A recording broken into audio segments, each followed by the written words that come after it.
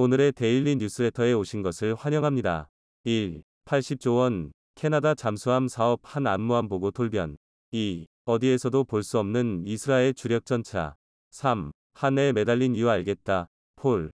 한번 진실을 알아봅시다. 무주공산이 된 세계 재래식 잠수함 시장에서 대한민국이 접수할 예정입니다. 최근 KSS-3 에치언 2번 함 안무함이 우리 해군에 정식으로 도입되었는데 이에 뜬금없이 캐나다가 동요하기 시작했습니다. 캐나다는 일반적으로 미국에 이어 아메리카 대륙의 두 번째 초강대국으로 간주되는데 군사 분야에서는 허수아비 수준입니다. 2023년의 GFP 랭킹에서도 상위 25위에 조차 들지 못했으며 경제와 자원 규모가 순위 결정에 영향을 미치는 요소임에도 불구하고 군사력은 상당히 약합니다. 그러나 그동안은 지리적 위치를 고려하면 모자란 군사력이 아니었습니다. 그러나 전 세계가 전쟁의 소용돌이에 휩쓸린 상황에서 캐나다의 평화주의는 심판대에 올랐습니다. 미국은 동맹국으로서의 적합한 행동을 요구하고 중국은 캐나다를 경멸하며 선을 넘어섰습니다. 이런 상황에서 단기간 내에 세계에서 상위 10위 국가 수준의 군사력을 갖출 수 있는 방법은 단 한 가지뿐입니다. 그 방법은 대한민국입니다. 특히 잠수함 전력 강화 측면에서 대한민국은 캐나다가 선택할 수 있는 최선의 옵션입니다. 실제로 최근 세계 방산 시장은 대한민국 캐나다 잠수함 도입 사업에 대한 소문으로 뜨겁습니다. 이 사업의 규모는 대한민국과 폴란드의 방산 계약과 비교될 정도로 큰 이슈로 대두되고 있습니다. 그래서 준비했습니다. 오늘은 캐나다가 무거운 엉덩이를 움직이려는 이유부터 왜 대한민국 잠수함이 최우선 도입 대상으로 거론되고 있는지까지 모든 걸 알려드리겠습니다. 우리가 빈대라는 말을 가끔 쓸 때가 있습니다. 과격한 말이긴 하지만 그간 캐나다의 만보는 딱 이 한마디로 정의 가능했습니다. 냉전 종식 미후 자국의 만보를 미국에 나몰라라 맡겨놨기 때문인데요. 그나마 특수전을 의시로 한 지상군 병력은 여전히 높은 평가를 받지만 그 외의 분야는 한숨만 나옵니다. 일례로 공중전력은 1982년 도입한 CF-18A, B들 여전히 주력기로 운용하고 있습니다. 그마저도 40년이 넘는 운용기간 동안 하나둘 퇴역해서 998만 5천 제곱킬로미터에 달하는 영토를 고작 78대로 지키고 있습니다. 반대로 캐나다의 99분의 1 크기의 물과한 대한민국이 전술기만 422대를 운용 중이란 걸 생각하면 이게 얼마나 터무니없이 적은 양민지 감이 오실 텐데요. 그런데 놀랍게도 그나마 공군은 해군에 비해 사정이 나은 편입니다. 캐나다는 24만 3천 킬로미터에 육박하는 세계에서 가장 긴 해만선을 가지고 있으며 러시아와 북극해를 경계로 대립하고 있는데요. 반면 민력과 예산은 턱없이 부족해서 배수량 4,770톤의 헬리팩스급 호위함 12척, 970톤의 킹스턴급 초계함 12척이 사실상 현역 함정의 전부입니다. 이 정도 전력이라면 해만선이 길어서 지키기 힘드니까 아예 포기해버린 건가 싶은 생각마저 드는데요. 사실 아주 들린 얘기도 아닌 것이 제2차 세계대전 이전까지만 하더라도 캐나다를 공격한다는 건 곧 대영 제국의 시비를 건다는 것과 같은 말이었고 실제로도 캐나다를 공격하기 위해선 대영 제국의 함대부터 처리해야 했습니다. 그리고 현재는 대명 제국 대신 미국이 캐나다를 방해하고 있으며 캐나다 침공은 미국 침공과 같은 말이 되었습니다. 캐나다는 바로 이 때문에 안보 운명을 안일하게 방치해왔던 건데요. 그런데 문제는 이제 시대가 변했다는 것입니다. 미국의 국제적 입지는 날이 갈수록 약해지고 있고 과거 세계 경찰을 자처하던 토대를 벗어던지고 있는데요. 이는 중국의 급격한 군사적 성장이 미국을 위협하면서 안보 부담을 동맹과 나누어 질 필요성이 생겼기 때문입니다. 아닌 게 아니라 이미 트럼프 전 대통령 시절부터 미국은 캐나다의 만보 무임승차 전략을 비판하고 북미 대륙 방어에 실질적으로 기여하라고 압박해왔는데요. 그 중에서도 특히 강화를 요구했던 게 바로 잠수함 전력이었습니다. 단기간에 규모들 키우는 게 불가능한 해상 전력이지만 그래도 잠수함이라면 비대칭 전력으로서도 소수라도 충분한 영향력을 발휘할 수 있습니다. 더군다나 썩어도 준치라고 아직 러시아의 해군력은 준수한 상태고 북극해 연안에는 핵잠수함을 삼주시키고 있습니다. 게다가 태평양에선 중국의 전략 원잠이 출몰하며 미국의 해상 명약력을 위협하고 있는데요. 이런 일촉즉발의 상황에서 미국이 최우선 동맹국들을 막강한 잠수함으로 무장하고 싶어하는 것도 어찌 보면 당연한 이유입니다. 그리고 가장 단적인 예로 미국이 먹튀 핑계들 대가며 핵 확산 금지 조약을 깨트리고 호주에 핵잠수함을 판매한 것도 같은 이유라고 해석할 수 있습니다.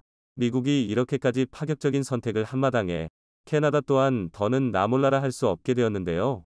실제로 최근 캐나다는 표류하던 신형 잠수함 도입 사업을 부활시키며 아예 국방부에 잠수함 도입 담당 부서를 신설하는 등 팔을 걷어붙이고 나섰습니다. 그 규모만 따져봐도 자그마치 대당 2조 원가량의 공격 잠수함 12척이나 도입하려 하고 있는데요. 다시 말해 단일 무기 체계에만 무려 24조 원이라는 천문학적인 예산을 쏟아붓겠다는 것입니다. 심지어 업계 관계자들은 도입 비용만 24조 원이고 평균적인 잠수함의 전체 수명주기 유지 비용까지 따지면 총 사업비만 최소 80조 원에 육박할 것으로 추정하고 있습니다. 잠수함 하나에만 2022년 한폴 방산 계약 총 금액의 무려 2배가 넘는 금액을 계획 중인 셈입니다. 그래서 잠수함 좀 만들어 왔다 싶은 국가라면 눈이 뒤집혀 달려들 수밖에 없는 초대 규모 사업인데요. 일례로 벌써 수중 배수량만 7,800톤 미상민 미국 버지니아급 잠수함, 7,400톤의 영국 아스투트급 잠수함, 5,300톤의 프랑스 바라쿠다급 잠수함이 물망에 올랐다가 퇴짜를 맞았습니다. 각 잠수함 모두 훌륭한 성능의 공격 핵잠이었지만 척당 가격이 3조 원에 육박하는 데다 고농축 우라늄을 연료로 사용하는 핵잠수함이라 캐나다가 도입하기에는 여러모로 걸림돌이 많았기 때문인데요. 이에 다수의 군사 전문가들은 재래식 잠수함의 종결이라고 평가받는 대한민국의 DSM-2 3000과 일본의 타이게이급 잠수함이 가장 현실적인 선택지라고 분석하고 있습니다. 그리고 이 둘이 후보라면 대한민국의 DSM-2 3000이 경쟁에서 훨씬 유리하다는 게 중론인데요. 그도 그럴 게 대한민국은 일본보다 이미 수출 경험치부터가 차원이 다릅니다. 대한민국은 그동안 민도, 태국 등의 잠수함 사업에 참여했고 인도네시아에는 DSM이 1,400세척을 수출하면서 전세계 5개국뿐인 잠수함 수출국에 등극했습니다. 또한 필리핀은 자국의 첫 잠수함 도입에 장보고 3위 기술로 개량한 DSM이 1,400페타뉴턴의 도입을 검토하고 있습니다.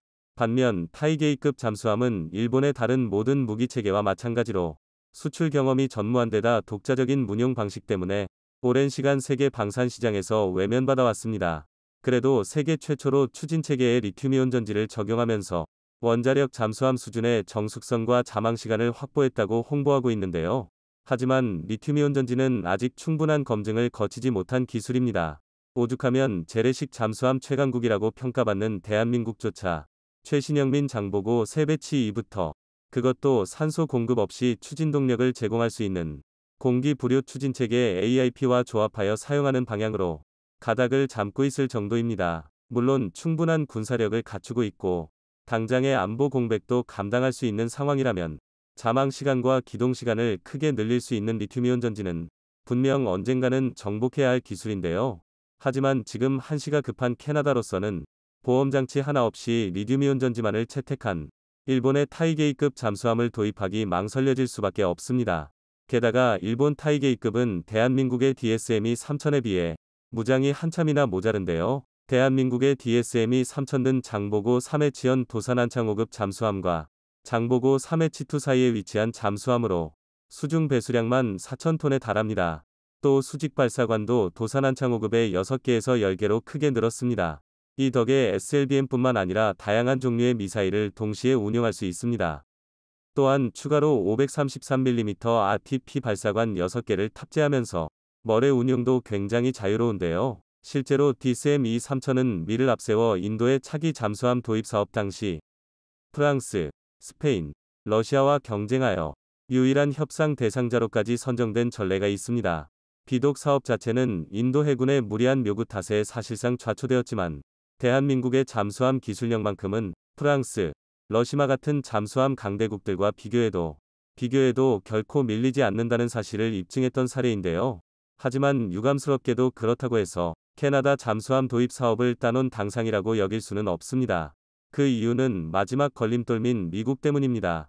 그도 그럴 게 대한민국과 일본의 잠수함 대결은 이미 대한민국의 승리로 끝났습니다. 바로 호주 차기 잠수함 도입 사업인데요. 당시 호주는 노후화된 콜린스급 잠수함을 대체하기 위해 대규모 도입 사업을 벌였고 여기서 대한민국의 장보고 3 잠수함이 상당한 호조를 보였습니다. 그런데 다름 아닌 미국이 다 된 밥에 재를 뿌려버렸습니다. 핵 확산 금지의 원칙을 깨버리고 호주의 핵 잠수함을 수출하기로 노선을 바꿔버린 것입니다. 당시 미국의 임장은 어디까지나 핵 무장 잠수함이 아니라 핵 추진 잠수함이니 핵 확산 금지 원칙을 깨트린 게 아니라는 주장이지만 대한민국으로서는 날벼락이나 다름없었는데요. 게다가 캐나다의 안보를 책임지는 미국인 만큼 캐나다 의회를 압박하여 사업비 자체를 핵잠수함 도입에 맞게 증액할 가능성도 있어 이를 걱정하는 국내 군사 전문가도 많습니다. 그러나 반대의 의견도 많습니다. 현재 미국의 잠수함 건조 역량을 봤을 때 호주와 함께 캐나다 남기 물량까지 맞춘다는 건 불가능한 일입니다.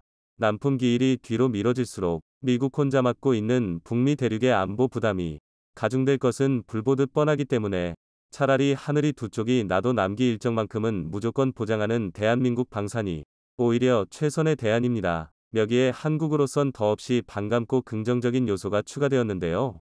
캐나다 잠수함 사업의 최종 결정권자 중 한 명인 캐나다 국방참모총장이 대표적인 친한파 인물로 웨인 디 에어 대장이라는 사실입니다. 유엔 부사령관 출신의 체계인 장군은 한국 근무 당시 예영수라는 한국 이름까지 받을 정도로 지역사회와 친분이 두터웠으며 전출 명령을 받고는 한글로 된 장문의 편지를 남겨 한국을 떠나는 아쉬움과 고마움을 전하기도 했습니다. 그리고 그는 한국터가 좋았었는지 캐나다로 귀국하자마자 대장으로 진급, 지금까지 한국과 좋은 민연을 이어오고 있는데요.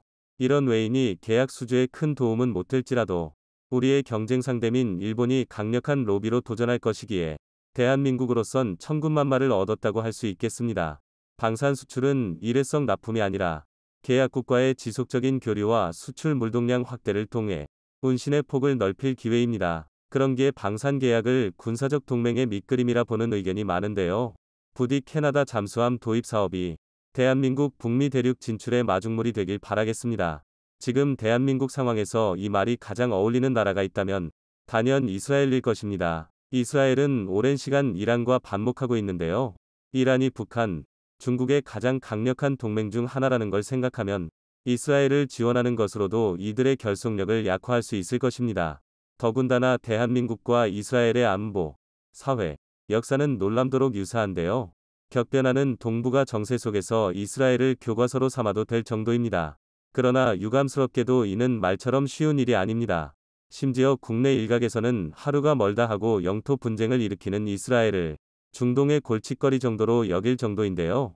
그래서 준비했습니다. 오늘은 격변하는 동북아 정세 속에서 대한민국이 왜 이스라엘의 무기 체계를 벤치마킹해야만 하는지 알려드리겠습니다.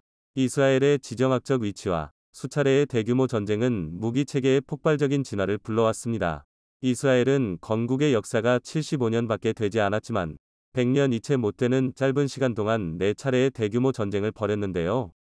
그것도 비슷한 군사 수준의 약소국들이 아니라 지금도 중동의 패자로 명성이 높은 이집트, 사우디아라비아와 시리아, 요르단, 이라크같이 강대국의 무덤으로 악명 높은 나라들과 전쟁을 벌였습니다. 심지어 지금까지도 레바논, 팔레스타인과 중소규모 분쟁을 계속하고 있는데요. 이는 대한민국의 안보 상황과 굉장히 비슷하면서도 다른 모습입니다. 한국 또한 북한이라는 희대의 깡패 국가에 맞서면서 중국이라는 강대국의 견제를 받고 있는데요. 다만 한국의 군사 전략이 방어적이라면 반대로 이스라엘은 유구한 전쟁의 역사만 봐도 알 수 있듯이 대단히 공세적인 전략을 펼치고 있는데요. 석유 자원을 보유한 중동의 압박 때문에 주요국에서 이스라엘과 아람 국가 간의 군사 문제에 개입하는 게 상당히 어렵기 때문입니다. 심지어는 되려 이스라엘이 국제사회의 압박을 받기도 하는데요. 일례로 아람 국가들의 압력에 강대국들이 무기 금수 조처를 하자 이스라엘은 자주 국방의 전선에서 고군분투하며 독자적인 무기 체계를 개발할 수밖에 없었습니다. 그리고 여기서 이스라엘 무기 체계의 직징이 발현되는데요.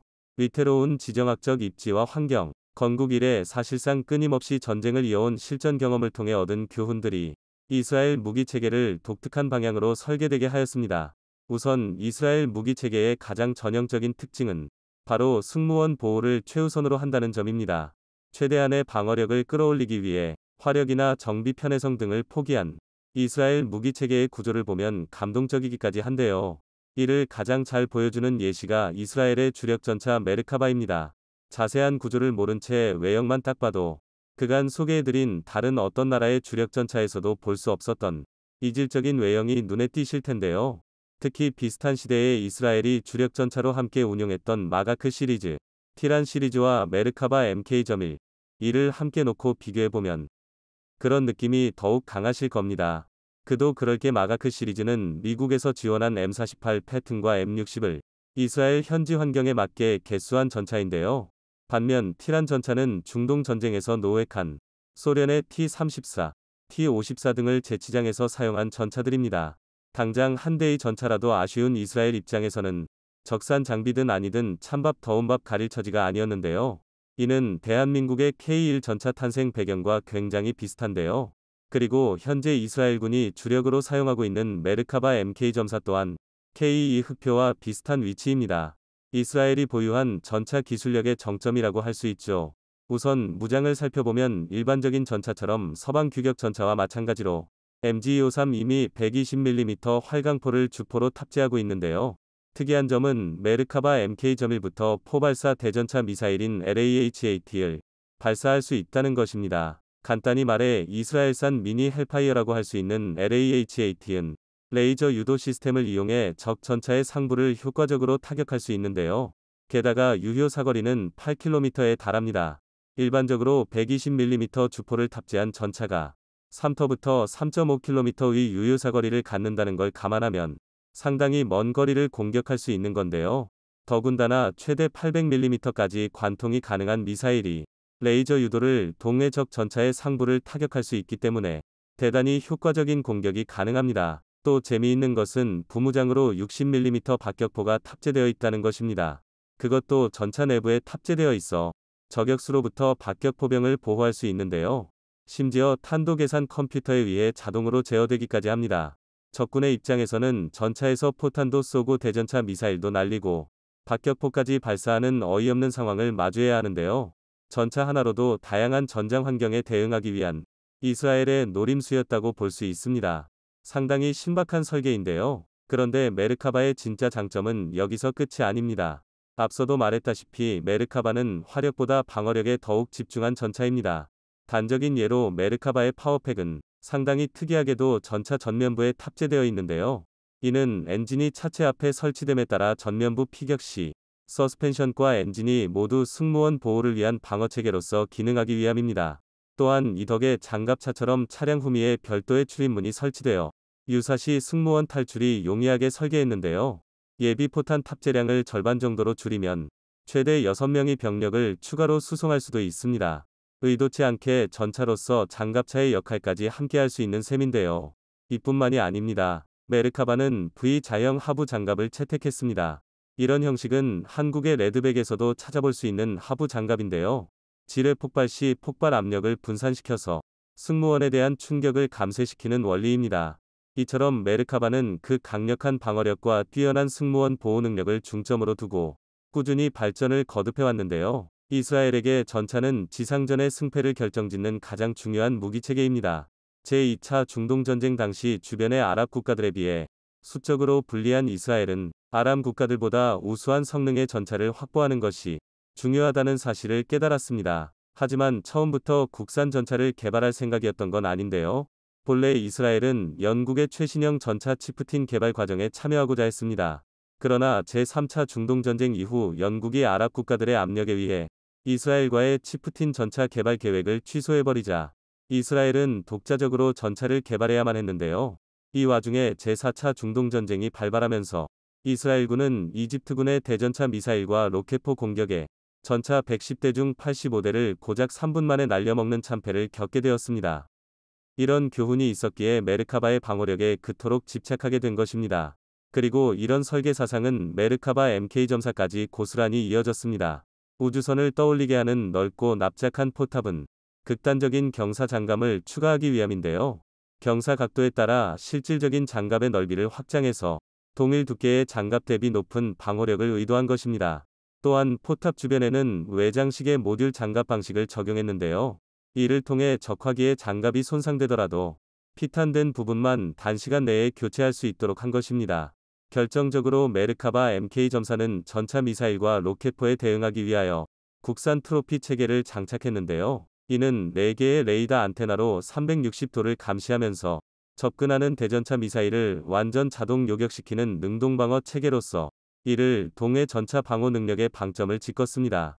물론 그렇다고 메르카바가 완벽한 전차라는 것은 아닙니다. 하지만 이런 방어력에 대한 집착은 대한민국이 반드시 우리의 것으로 만들어야 할 기술인데요. 대한민국이 또 약속을 어겼습니다. 다시 한번 예정일을 어기고 폴란드의 K2 흑표를 조기 납품해 버린 건데요. 덕분에 폴란드는 행복한 비명을 지르고 있습니다. 심지어 이번에는 예정보다 무려 3개월이나 앞당겼습니다. 한국 폴란드 밤산 계약을 이끈 폴란드 안제이 두다 대통령과 마리우시 브와시차크 부총리 겸 국방부 장관 입장에서는 하루 3번 대한민국 방향으로 큰절이라도 올리고 싶을 텐데요. 물론 대한민국이 아무 추가적 이득도 없이 무조건 폴란드 좋아하라고 퍼주는 건 아닙니다. 대한민국이 유독 폴란드 조기 납품에 진심인 이유는 따로 있는데요. 그래서 준비했습니다. 오늘은 K2 목표 폴란드 조기 납품 속 대한민국의 숨은 의도를 알려드리겠습니다. 현지 시각 기준으로 지난 3월 22일 폴란드 그드니아항에 대한민국 K2 흑표 5대가 도착했습니다. 현지 세관과 군사 관계자들은 어안이 범범한 표정으로 K2를 민수했는데요. 그도 그럴 게 이날 폴란드에 도착한 K2는 당초 6월쯤은 되어야 볼 수 있으리라 예상했던 물량입니다. 그걸 대한민국이 물량 출고도 아니고 인도까지 무려 3개월이나 앞당긴 것입니다. 제대로 사정을 모르는 사람이 본다면 좋긴 좋아도 이게 맞나? 싶어질 정도로 빠른 속도인데요. 실제로 국내뿐만 아니라 세계 굴지의 인신들이 앞다투어 대한민국의 경이적인 생산과 납품 속도를 대서특필하고 있습니다. 한국이 국제 방산 시장에 지각 변동을 일으키고 있다는 건데요. 이번에 인도된 K2 흑표는 폴란드가 요청한 긴급 소요분 180대 중 일부입니다. 대한민국은 지난 2022년 8월 K2 전차 긴급 소요분에 대한 1차 실행 계약을 체결했고 그 후 고작 4개월 만에 1차 물량 10대들 인도하면서 그리고 다시 3개월여 만에 2차 납품까지 완료한 것입니다. 군사 전문가들은 현재 속도라면 대한민국이 원래 계약보다 최소 반년은 일정을 앞당겨 2024년 중반까지 긴급 소요분 물량 납품을 완료할 것이라고 분석하고 있는데요. 한폴 방산 계약을 주도한 폴란드 안제이 두다 대통령, 마리우시 브와시차크 부총리 겸 국방부 장관으로서는 대한민국이 그야말로 생명의 은인이나 다름없을 지경입니다. 그도 그럴 게 긴급 소요분 미라는 계약명만 봐도 짐작할 수 있으시겠지만 지금 인도 중인 180대의 K2는 말 그대로 총각을 다투는 은근 물량입니다. 현재 폴란드의 안보가 대단히 위험한 상태이기 때문인데요. 우크라이나 전쟁은 아직도 현재 진행형이고 벨라루스와 러시아의 연대는 날이 갈수록 강해지고 있습니다. 벨라루스와 약 400km에 달하는 국경을 맞대고 있는 폴란드 입장에서는 심기가 불편할 수밖에 없는 일인데요. 게다가 정말 천만분의 1의 가점이긴 하지만 우크라이나가 전쟁에서 패배한다면 폴란드는 칼리닝그라드를 포함하여 어림잡아도 630km가 넘는 국경을 러시아와 맞대야 합니다. 폴란드에는 끔찍한 악몽 같은 일인데요. 더군다나 한쫄 방산 계약이 최종 체결된 건 2022년 7월 27일이 일이었습니다. 공교롭게도 6월 25일 전쟁 휴전 협점일이었던 이날은 우크라이나군의 대대적인 역공세가 시작되기 2달 전이었습니다. 잠시만 하더라도 비록 우크라이나군이 선전 중이긴 했으나 당장 내일이라도 젤렌스키 대통령이 암살당하고 우크라이나가 항복했다는 뉴스가 나와도 이상하지 않던 시기였습니다. 이런 심각한 상황에서 대한민국이 번갯불에 콩 구워 먹는 속도로 K2 흑표를 인도해줬으니 폴란드가 걱정을 한시름 놓을 수 있었던 건데요. 그러나 말고 보면 한폴 방산 계약 대한민국 무기체계 도입 검토 과정에서는 폴란드 내부에서 반대 의견이 어마어마했습니다. 이건 폴란드를 탓할 게 아니라 지극히 당연한 일이었는데요. 지금이나 예전이나 K2 목표의 월등한 성능에는 변함이 없었지만 이는 아직 검증이 이루어지지 않은 상태였습니다. 그나마 튀르키예가 대한민국의 기술 수출로 말타이 전차를 만든 게 거의 유일한 대회 성과라고 부를만 했는데요. 그런데 그런 알타이 전차마저 개발 과정에서 온갖 비리가 연루되면서 튀르키예판 아준 전차 미니 뭐니 온갖 조롱을 듣고 있었습니다. 그러니 폴란드 내부에서는 다소 납기가 늦어지더라도 미국의 M1 에이브람스나 독일의 레오파르트 이같이 이미 검증된 전차를 들여오자는 주장이 감했습니다. 심지어 정치권이 아니라 군부 내에서도 이런 의견이 지배적이었는데요. 이를 만제이 두다 대통령, 마리우시 브와시차크 부총리 등이 믿어불려서 대한민국과의 계약을 성사한 것입니다. 그래서 1차 계약을 끝마치고 초도 물량을 인도받을 때까지도 폴란드 내 잡음이 끊이질 않았습니다. 그러나 결론적으로 이런 불만은 그리 오래가지 못했는데요. 한국산 무기체계의 제1사용자인 폴란드 군부에서부터 분위기가 완전히 반전되어 버린 것입니다. K2 흑표 실기체를 몰아보고 사격까지 직접 해본 병사들이 검증되지 않았다는 불안을 좀식시켜버렸습니다. 실제로 운용해본 K2 전차는 노르웨이에서 공개한 테스트처럼 정말로 레모파르트 EH를 능가했고, 특히 세계 최초로 탑재된 암 내장형 유기압 현가장치, 통칭 ISU는 어떤 험지도 거뜬히 주파하는 기동력을 보여줬습니다. 여기에 K2에는 포신 떨림까지 자동으로 보정해주는 기능이 탑재되어 있어 기동 간 사격 시 명중률도 미국, 독일 등 다른 어떤 나라의 전차보다 월등했는데요. 또한 비교적 가벼운 중량과 자주도하가 가능하다는 점도 상당한 이점이었습니다. K2는 반드시 공병의 도움이 필요한 M1 에이브람스와 달리 언제든 대규모 도하작전 수행이 가능했습니다. 유럽에서 9번째로 긴 강이자 총 길이만 1047km가 넘는 비스와감을 비롯해 내륙 곳곳에 크고 작은 하천과 습지, 호수 등이 분포해 있는 폴란드에 이는 상당히 중요한 조건이었는데요. 그리고 무엇보다 여기에 압도적인 납품 속도까지 더해지다 보니 이제 와서 폴란드의 K2 흑표 도입은 구국의 운명을 건 신의 한 수로 평가받고 있습니다. 물론 이는 폴란드의 선택뿐만 아니라 대한민국의 전폭적민 지원이 있었기에 가능한 일이었는데요.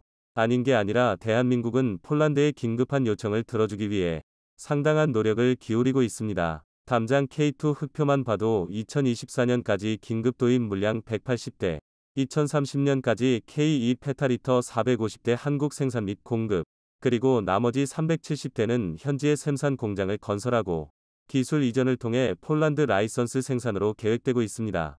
단순히 숫자로만 계산해도 8년에 도합 1000대를 생산하는 것입니다. 아무리 규모와 금액이 막대한 계약이라 해도 마감 기한을 생각하면 먹지도 이런 억지가 없습니다. 세계 어떤 군사 관계자를 데려다 놔도 이건 무리라며 고개를 저을 텐데요. 그리고 실제로도 미국, 독일 모두 손살에 쳤던 조건입니다. 하지만 대한민국은 오히려 이보다 더 빨리 폴란드의 요구를 충족시키는 기적 같은 일을 행사하고 있는데요. 이를 위해 대한민국은 국방부와 합동참모본부, 일선의 군부, 국방기술품질원, 국방기술진흥연구소, 국방과학연구소 그리고 방산업체 등이 모여서 통합수출지원그룹을 출범시키고 이에 아예 K2 수출만 전담하는 팀 K2를 꾸리는 등 후속 조치에 최대한 실무적인 협의를 진행하고 있습니다. 또한 국방부와 밤사청, 군이 합심하여 K2 수출 관련 행정 절차를 대폭 단축했고 국방기술품질원에서는 K2 수출분을 우선으로 하여 신속한 품질 검사를 진행해 출고 일정을 크게 앞당겼는데요. 즉 K2 생산 조립 과정에서 시간을 줄이는 건 물리적 한계가 명확하니 서류 위에서 허비되는 시간을 감축해서 출고에 걸리는 시간을 획기적으로 단축한 것입니다. 상당히 기발하고 유기적인 발상인데요. 그리고 이런 노력 덕에 국제 방산 시장에는 지금 폴란드 방산 계약은 전 세계에서 모직 대한민국만 가능한 일이라는 민식이 퍼지고 있습니다. 나토와 EU의 강대국들은 물론이고 미국조차 불가능한 일이지만 대한민국은 할 수 있더라는 여론이 형성되는 것입니다.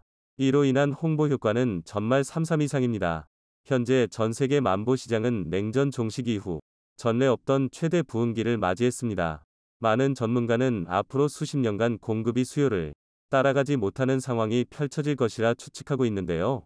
게다가 우크라이나 전쟁으로 러시아 무기의 신뢰도가 곤두박질치면서 방산시장에는 상담한 공급 공백이 생겨났습니다. 그리고 이를 메울 수 있는 유일한 대책으로 다름 아닌 대한민국 무기체계가 떠오르고 있습니다. 성능으로는 두말할 것도 없이 서방 세계 원톱 수준이면서 가격은 저가, 납기는 세계 유일이니 혹하지 않을 수 없는 노릇인데요. 게다가 기술 이전까지 관대한 편이라 장기적으로 무기체계 자체 개발을 원하는 수많은 중진국들에는 완벽한 대안입니다. 국제 정치적민 입장에서 봐도 미국과 껄끄러운 나라들, 혹은 러시아, 중국의 영향력이 너무 강해서 대놓고 나토 장비를 수입할 수 없는 나라들에도 유일한 선택지인데요. 사우디아라비아, UAE, 이집트 등 중동의 유력 국가들이 사막형 K2 전차에 지대한 관심을 보이는 이유도 이를 간과할 수 없습니다. 그래도 그나마 굳이 대한민국 무기체계의 단점을 찾자면 역시 부품 수급이 가장 큰 문제였는데요. 그러나 이 또한 폴란드가 3단 부분을 해결해주고 있습니다. 폴란드는 이미 2021년부터 대한민국이 진출을 노렸을 정도로 유럽권 최대 물류 허브 중 하나입니다. 특히 그단스크의 항구는 동유럽에서 가장 많은 물동량을 처리하는 해삼 운송의 중심지인데요. 1인 배경을 알고 보면 K2 페타리터 370대 현지 생산미 전혀 다른 의미로 다가옵니다. 그도 그럴 게 유럽 시장에서 K2의 가장 강력한 라이벌이었던 레오파르트 2는 1년 최대 생산량이라고 해봐야 고작 50여 대가 한계입니다. 1년에 몇 대가 생산될지는 아직 섣불리 예측할 수 없지만 370대라는 물량을 생각하면 KEPL의 폴란드 생산 속도는 독일의 레오파르트 2 생산 속도를 가뿐히 뛰어넘을 것입니다. 즉, K2 흑표 성능이 아무리 좋아봐야 유지보수 측면에서 레오파르트 2를 절대 따라잡을 수 없다. 는 주장이 완전히 무의미해지는 것입니다. 현지 공장에서 생산할 수 있는 물량과 폴란드의 광범위한 물류망이 더해진다면 유럽 전역에 K2 흑표의 부품을 로켓 배송하는 게 가능해지는데요.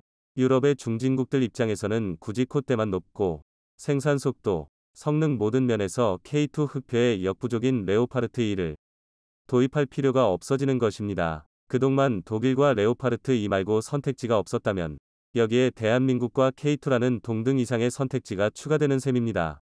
이처럼 대한민국은 한폴 방산 계약을 단발성 이벤트로 끝내지 않고 향후 수십 년간 우리 밤산 시장을 뒷받침할 기틀로 다잡고 있습니다. 그러나 이 원대한 계획에 아무런 문제도 없는 건 아닙니다. 폴란드의 빠른 납품을 위해 우리 개발진, 생산팀이 상당한 노력을 쏟고 있다는 걸 잊어선 안 됩니다. 이른바 크런치 모드인 것이죠. 이는 절대 지속할 수 없는 방식입니다. 대한민국 방산시장이 앞으로도 승승장구하기 위해선 내실을 일선의 개발진과 생산자에 대한 처우 개선에 더욱 철저해야 할 것입니다. 부디 대한민국이 가장 중요한 것을 놓치지는 않길 바라겠습니다.